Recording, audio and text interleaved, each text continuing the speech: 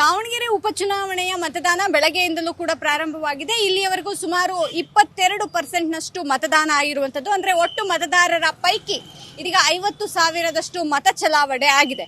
ನಾನೀಗ ದುಗ್ಗಮ್ಮ ದೇವಸ್ಥಾನದ ಸುತ್ತಮುತ್ತ ಇದ್ದೇನೆ. ದಾವಣಗೆರೆಯಲ್ಲಿ ದುಗ್ಗಮ್ಮ ದೇವಸ್ಥಾನ ಫೇಮಸ್. ಆ ಸುತ್ತಮುತ್ತ ಇರುವಂತಹ ದೇವಸ್ಥಾನದ ಹಿಂದೆಯೇ ಮತ ಹಾಕುವಂತಹ ಕೇಂದ್ರ ಕೂಡ ಇರುವಂತದ್ದು. ಮಧ್ಯಾಹ್ನ ಬಿಸಿಲಲ್ಲೂ ಕೂಡ ಸರದಿ ಸಾಲಿನಲ್ಲಿ ಬಂದು ಮತ ಚಲಾವಣೆಯನ್ನ ಮಾಡ್ತಿದ್ದಾರೆ ಜನ. ಅಂದ್ರೆ ಉತ್ಸಾಹ ಕುಂದಿಲ್ಲ. ಸಹಜವಾಗಿ ದಾವಣಗೆರೆಯಲ್ಲಿ ಬಿಸಿಲು ಈ ಇದರಲ್ಲಿ ಜಾಸ್ತಿ ಇದೆ. ಆದ್ರೂ ಕೂಡ ಹೆಚ್ಚಿನದಾಗಿ ಜನ ಮತ ಚಲಾವಣೆಯನ್ನ ಮಾಡುವಂತಹ ಪ್ರಕ್ರಿಯೆಯಲ್ಲಿ ಭಾಗಿಯಾಗಿದ್ದಾರೆ.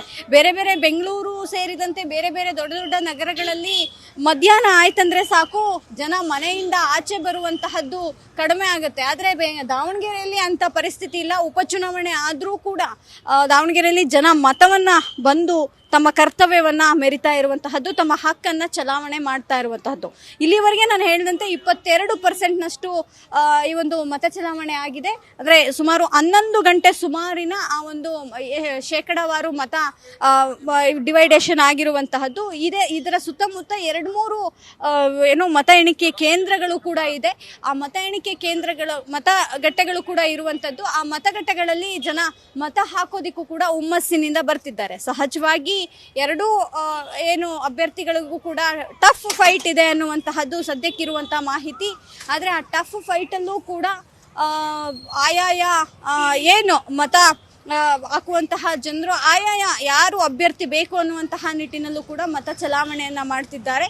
ಬೆಳಗ್ಗೆ 9 ಗಂಟೆ ಸುಮಾರಿಗೆ ಸ್ವಲ್ಪ ಕಡಿಮೆ ಶೇಕಡಾವಾರು ಮತ ಆಗಿತ್ತು. ಅಂದ್ರೆ ಸುಮಾರು 9%ನಷ್ಟು ಅಷ್ಟೇ ಮತ ಆಗಿದ್ದಂತಹದ್ದು. 9%ನಷ್ಟು ಜನ ಮಾತ್ರ ಮತವನ್ನ ಹಾಕಿದ್ರು.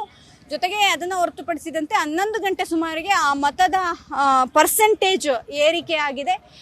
ಸುಮಾರು ನಾನು ಹೇಳಿದಂತೆ 22%ನಷ್ಟು ಮತವನ್ನ ಹಾಕಲಾಗಿದೆ. ಜೊತೆಗೆ ಸಹಜವಾಗಿ ದಾವಣಗೆರೆಯಲ್ಲಿ ಹಿಂದೂ ಮುಸ್ಲಿಂ ಅನ್ನುವಂತಹ ಮತಗಳು ಕೂಡ ಹೆಚ್ಚು ಇರೋದ್ರಿಂದ ಯಾವುದೇ ಅಹಿತಕರ ಘಟನೆಗಳು ಕೂಡ ನಡಿಬಾರ್ದು ಅನ್ನುವಂತಹ ನಿಟ್ಟಿನಲ್ಲೂ ಕೂಡ ಒಂದಿಷ್ಟು ಸೂಕ್ತ ಕ್ರಮಗಳನ್ನು ಕೂಡ ತೆಗೆದುಕೊಳ್ಳಲಾಗಿದೆ. ಎಲ್ಲ ಕಡೆ ಪೊಲೀಸ್ ಬಂದೋಬಸ್ತನ್ನು ಹಾಕಲಾಗಿರುವಂತಹದ್ದು.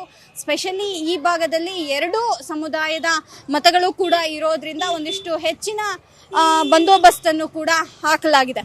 ಜೊತೆಗೆ ಒಂದು ಹಂತಕ್ಕೆ ಇಲ್ಲಿ ಅಂದ್ರೆ ದಾವಣಗೆರೆ ದಕ್ಷಿಣದಲ್ಲಿ ಕಾಣ್ತಾ ಇರುವಂತಹದ್ದು ಯೂತ್ಸ್ ಹೆಚ್ಚಾಗಿ ಬಂದು ಮತವನ್ನ ಹಾಕುವಂತಹ ಪ್ರಕ್ರಿಯೆಯಲ್ಲಿ ಭಾಗಿಯಾಗ್ತಾ ಇದ್ದಾರೆ. ತಮ್ಮ ಒಂದು ಹಕ್ಕನ್ನ ಚಲಾಯಿಸುವಂತಹ ನಿಟ್ಟಿನಲ್ಲಿ ಅವರು ಹಿಂದೆ ಸರಿದಿಲ್ಲ. ಹೆಚ್ಚಿನದಾಗಿ ನಾವೆಲ್ಲರೂ ಕೂಡ ನೋಡಿದಂತೆ ಹೆಚ್ಚಿನದಾಗಿ ಈ ಭಾಗದಲ್ಲಿ ಎಲ್ಲಾ ಯುವಕ ಯುವತಿಯರು ಫಸ್ಟ್ ವೋಟರ್ಸ್ ಏನಿದ್ದಾರೆ ಅವರೆಲ್ಲರೂ ಕೂಡ ಬಂದು ಮತ ಹಾಕುವಂತಹ ತಮ್ಮ ಹಕ್ಕನ್ನ ಚಲಾಯಿಸುವಂತಹ ಪ್ರಕ್ರಿಯೆಯಲ್ಲಿ ಭಾಗಿಯಾಗಿರುವಂತದ್ದು ಒಂದು ಹಂತಕ್ಕೆ ಖುಷಿಯ ವಿಚಾರ ಅಂತ ಹೇಳ್ಬೋದು.